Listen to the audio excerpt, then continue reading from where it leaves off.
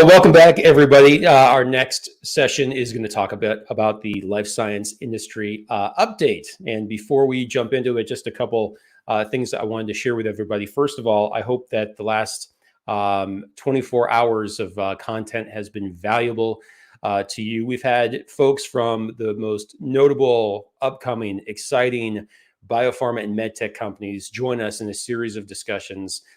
Those discussions continue throughout this afternoon. But what we feel very strongly about is that these discussions should never really stop. So I hope that you'll check out medicinetomarket.com, which is our Infinite Summit site, to not only get access to all of the replays from the sessions that we have in this particular Medicine to Market Summit, but get access to the presentations and the resources we've amassed over the last few years. So in our leader summits that we've done before, Reimagine BioPharma, there is just a treasure trove of resources. So whether you're just trying to sharpen the saw and be on top of the latest ideas that affect the life sciences industry, you're interviewing for a new role and you want to become a master in marketing, patient advocacy, medical affairs, or beyond, we want you to be a part of the community. It never really stops.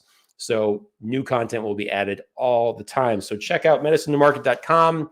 Follow us on LinkedIn, Arsenal Advisors. We're easy to find. There's tons of good stuff. But let's talk a little bit about the industry and a bit of an update. And who better to join into this conversation than the provocateur himself, Mr. Eric Gubera. Eric, welcome. Frank, it's awesome to be here. And what an exciting and dynamic past 24 hours it's been. It is a lot of fun. And I just want to say thank you here before we talk about the industry update, because I just don't want this to be missed. The number of people in the last calendar year and beyond that have been a part of these virtual gatherings. We can't wait to do them face-to-face in the future like we used to do at Harvard, Stanford, and Wharton and beyond. But wow, the number of people that we have been able to get together, leveraging the virtual platform from all of these incredible companies. These speakers have been very, very generous, and we owe them a debt of gratitude. And I certainly hope for our audience that you follow these folks on LinkedIn and make sure you connect with them, because these insights are valuable. We've said this 1,000 times. When it comes to MedTech, when it comes to BioPharma, we can compete individually. That's the natural state of affairs. But for the industry to survive, for the industry to thrive, we've got to collaborate. And someone's got to lead the way. And we are trying to play a small role in leading the way to great collaboration, connecting the people and ideas that will transform this industry. So, Eric, talking about transforming the industry, we've got a few topics we're going to run through in the next few minutes. And the first one that I think is on everybody's mind here is drug pricing is for sure back on the table. You want to maybe set us up a little bit for this, and we can go back and forth on what we're hearing? Well, I mean, when has drug pricing not been on the table? I mean, that's when you look at, especially the past, actually probably 15 years or so plus, it's been on the table, through different, marketing, price and drug manufacturing marketing acts and things like that are all factors into that. But within what we're currently experiencing now, there's actual legislation that's coming on the table, and some of this is late breaking. Yes, it is for sure. So what we've got here is a unique time, and I think that we have the luxury of being able to speak very candidly about this, being that we are independent and essentially advocating for the industry. So it's hard for our speakers to take a position on this when they work for a specific biopharma or medtech company. So the pressure's off. We're gonna talk for sure. So this is an interesting time when you think about the bill that is in DC right now. Of all the things that come with the spending bill, one of the challenges that the industry faces here is that the drug pricing piece is the only save money part of it. Everything else is spending, like how much will be spent. But the drug pricing piece here it appears to be getting some momentum is a savings vehicle. And the savings vehicle makes it very, very different. It's not like we're going to repave fewer highways. And the idea of this getting some momentum about catastrophic coverage, drug pricing being negotiated, with Medicare, it's fascinating. And when you consider where we are here and coming up into a time where both sides of the aisle have some energy around drug pricing, and it isn't necessarily freedom for pricing, the freedom of the market necessarily. And I was told this kind of like very early in my career that, politicians vote for votes. And perhaps that's in fact true. Well, a lot of people can get behind a narrative that they don't maybe completely understand, which is, drug prices seem like they're high. When the nightly news brings me a story about drug pricing, lately it's about some one-time therapy or a rare disease product that's hundreds of thousands of dollars, if not millions of dollars. Mm-hmm. And it just doesn't sit on the palate fantastic, especially when you don't understand the rest of the context. We seek simplicity, and it just seems like the industry has had an uphill battle on messaging itself around drug prices. Eric, your thoughts on that? Well, I mean, it sort of cuts both ways. There's a famous saying, never look a gift horse in the mouth. And if you look at what BioPharma has done and with regard to fighting the pandemic, it's pretty clear that they took on all the risk. They made the investment, and they delivered. So the notion that these kind of things can kind of spring up out of thin air, I think, needs to be squashed.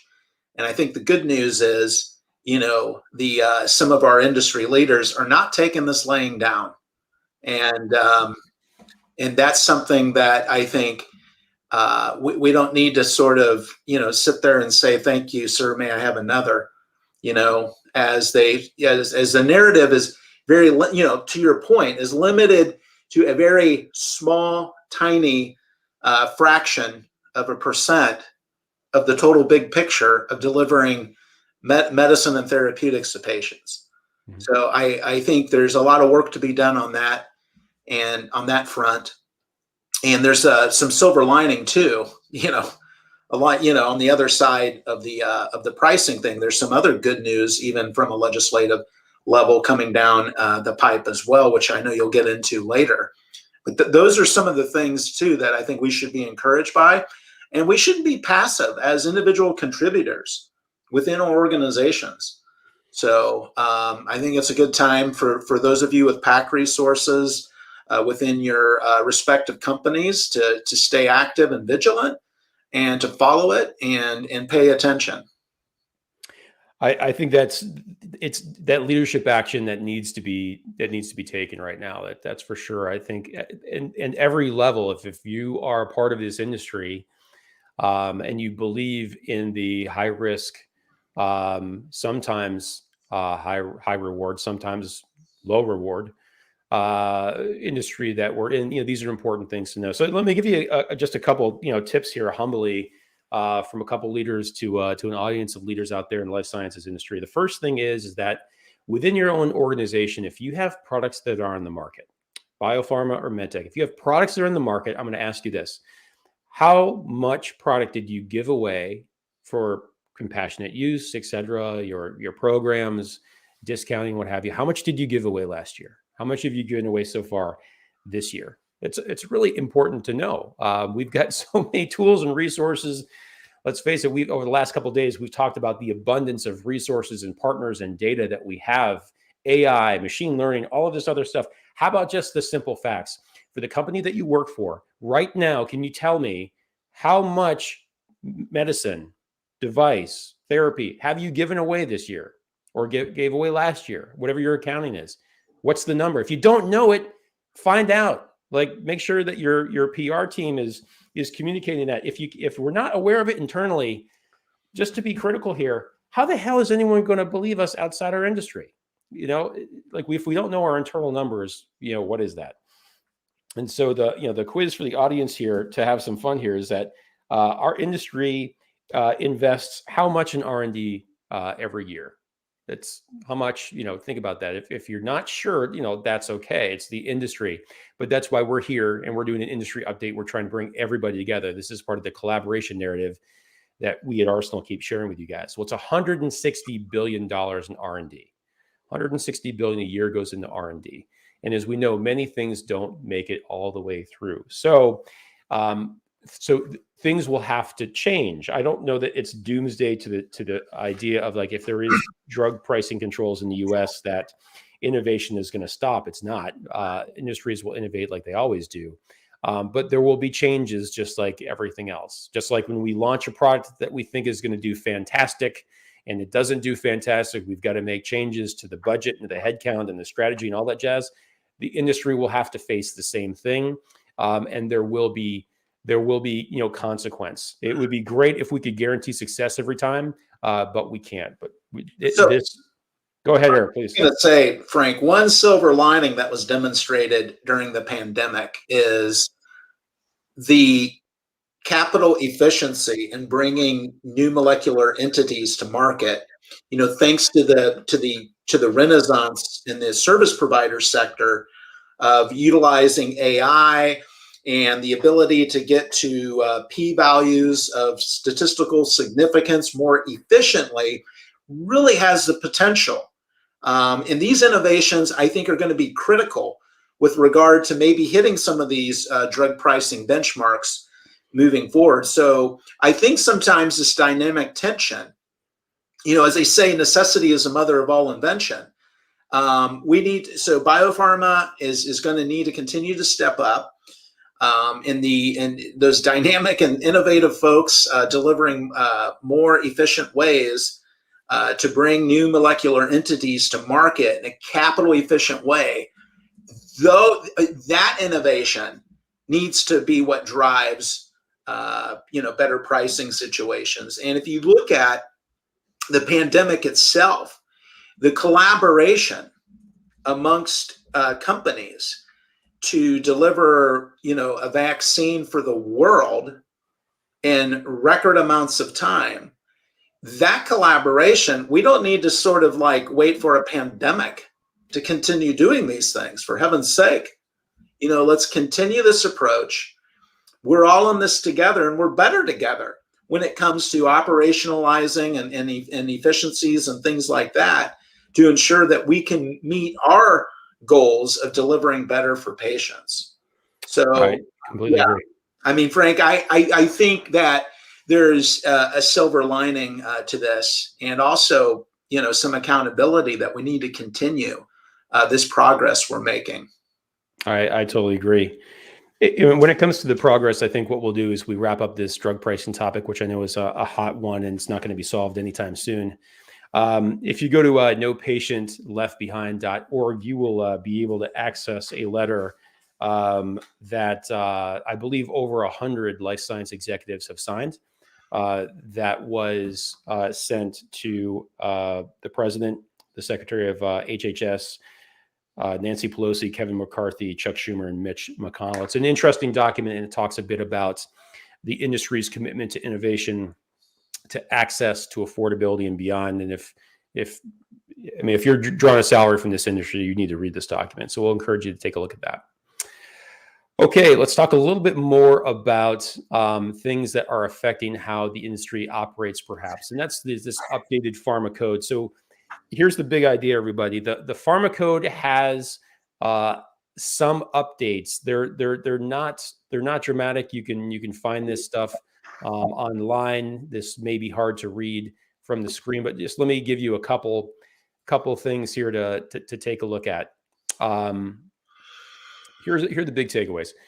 So the first is that the code, as far as industry's interaction with healthcare professionals, doing things like speaker programs, dinner programs, these meal programs, that the meals continue, they need to be modest, especially in comparison to local standards. That really hasn't changed. spouses or other individuals related to a healthcare professional that are not in the healthcare delivery continuum are not appropriate to be a part of it. But the big ticket stuff here are the following. No alcoholic programs. That alcohol is not appropriate is what the guideline is saying. By the way, this takes effect at the beginning of next year. The next piece here is repeat attendance is not appropriate. Now, for relatively complex medications, therapeutic areas, I can appreciate the fact that telling the story once over the course of a 45-minute program, knowing in real life people do not pay attention to an entire presentation. They sometimes show up just a little bit late, or if they leave just a little bit early. We want to really avoid that at all costs, but in the wild, that stuff does happen.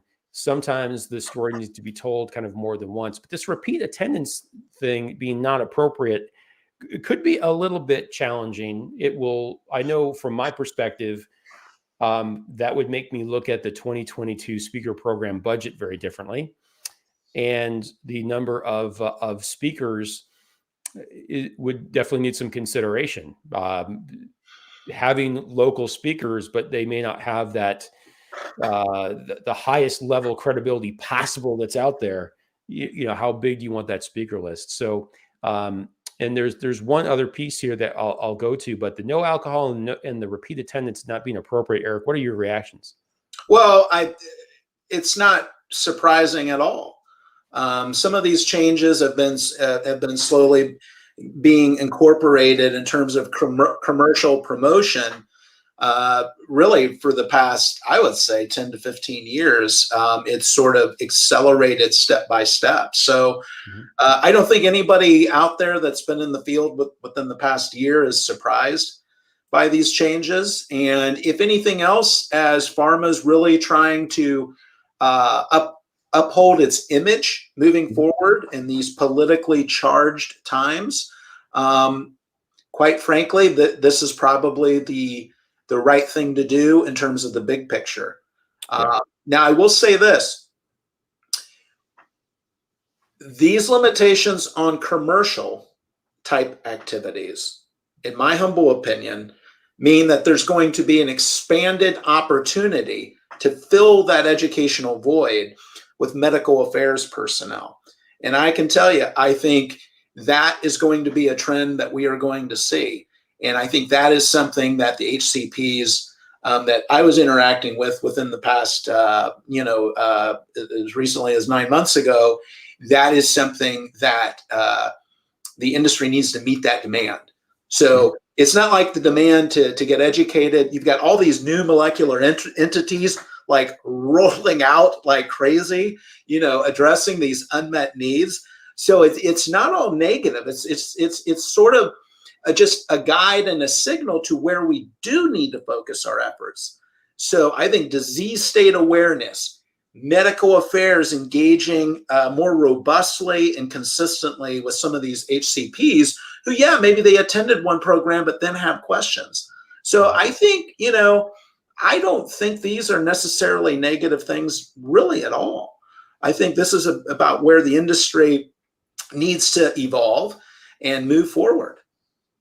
Yeah, it'll be interesting when we have super opinion leaders in the therapeutic area, come into town. That can be a draw for folks that have been to programs before. They're contemplating the medication. Let's face it, not every healthcare professional is going to be an early adopter or an instant adopter after learning more about the disease state and the message from a speaker program. So it'll be interesting on how brands can differentiate the speaker program deck so it really, through the eyes of a third party, looks like a considerable evolution and change in content. And I know that for a lot of brands, that's really, really hard. And let's face it, you can just take a look at brand marketing evolution out there for hundreds of brands that are out there right now. And there's a lot of them where their websites don't change much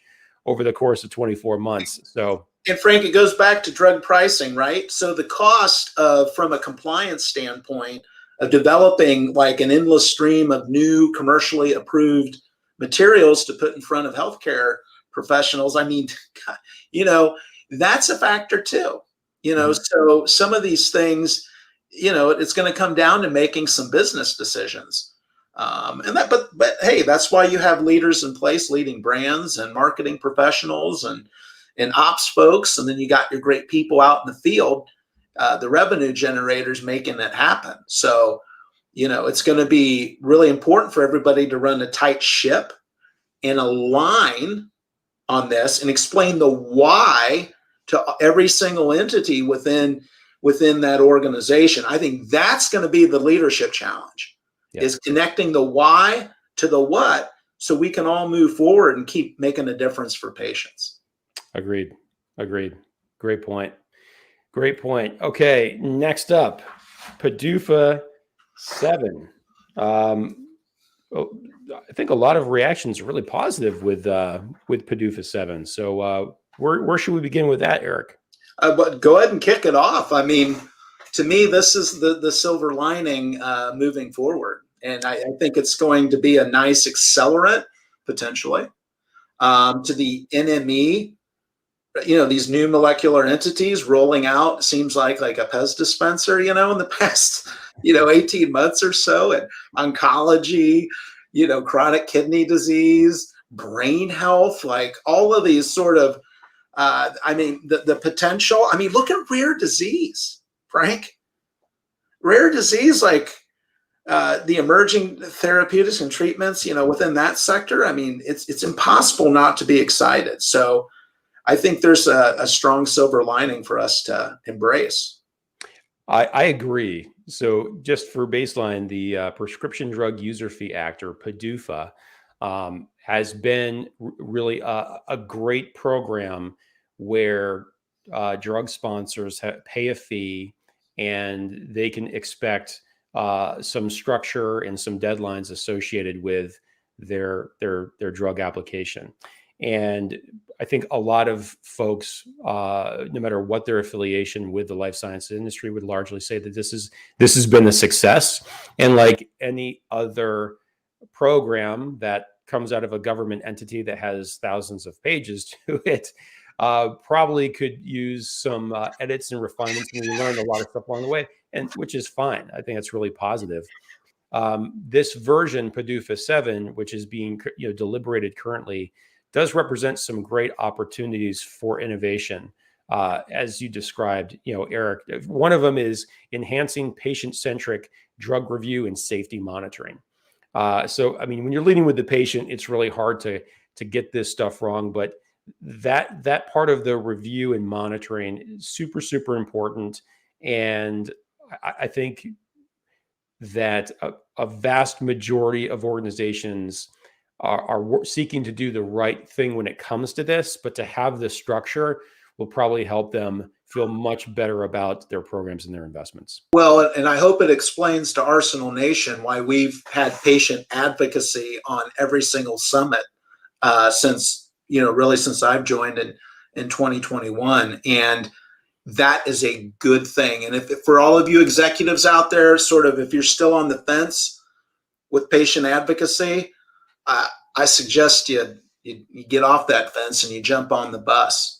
Because if you're going to be a patient-centric organization, show me a BioPharma or MedTech company where the patient isn't the North Star. You need to take action and have an awesome patient advocacy program, because the FDA is interested. No doubt about it. And talking about interest, there's been a lot of news in the last, I would say, 6 months in particular, with some surprises when it comes to drug approvals. There have been some approvals that have been delayed, and there's always some mystery around that because communication, for lots of different reasons, is not going to be fully transparent to the public. You've had some complete response letters. You've had some refusals, and which has been interesting. And part of PDUFA 7 is around strengthening the dialogue to advance this innovation. So increased opportunities for sponsor and agency interaction and clarification, which, let's face it, with an approval pathway like PDUFA, it makes a lot of sense for there to be the right amount of communication. And I think that this is speaking appropriately in that there are some sponsors that feel that the communication's been a little bit light. It could be better. And how can we formally enhance that process? Yeah, and I think one of the controversial areas that's emerged is biomarkers. Like what ends up getting approved for that, and what's, as the saying goes, what's good for the goose should be good for the gander, right? Well, sometimes it doesn't always work out that way. Yeah. To that point about biomarkers, that actually is a perfect transition to PDUFA 7 supporting this next wave of therapies that represent great. So you think about cell and gene therapies, the agency would in fact support itself and this approval process by adding to its staff, adding to its intellectual capital to have the experts on hand to help review these really unconventional therapies that may represent unbelievable innovation. So that's exciting. There's also in PDUFA 7 some modernization of this regulatory evidence and drug development tools. And so the big piece here that we hear about all the time is real world evidence. Well, using RWE data as a part of the approval pathway is something that would be considered and supported as a result of this modification. And then finally, advancing digital technologies and the infrastructure of the agency. So some exciting moves there for sure. More efficiency within that process is, again, it's going to help us deliver more therapies to patients faster and more efficiently, which could mean, of course, better pricing, right? It could. We certainly hope so. So on that note, Eric, are there any other big updates in the industry that are on your mind that you think that we should share with Arsenal Nation? No, I think you hit the nail on the head for the top of mind topics. I think the only thing I would send out, to Arsenal Nation is be active. Go nail down your work, requirements, all that good stuff. But pay attention to these things and stay active and stay engaged. Sometimes it's good to look outside the castle walls as well to get a sense for how things are moving outside of your current company as well. Excellent thoughts. That is for sure. So on that note, Eric, I think what we'll do is we'll take a quick pause to the program. We're going to be coming back in a few minutes with Tamar Thompson from Alexion. But thank you for going through the update with us, Eric. For everybody who wants to follow Eric on LinkedIn, he's easy to find. Eric Gubera, will put up the name here. Just look him up and you'll find him. You'll have some insights. Are there any topics that you're going to be writing and speaking on a little bit more in the coming months? Yes, I'm going to write about my topic that we're going to discuss this afternoon at 2:00 on social media and how BioPharma missed that opportunity until now. So I'm excited to kind of share an opportunity that's going to open up potentially some new ways to engage with the ever elusive healthcare professional. Outstanding. Well, we look forward to that for sure. So on that note, Eric, thank you for joining us. And for everybody, the session will continue in just a few minutes. Bye. Thanks, everybody.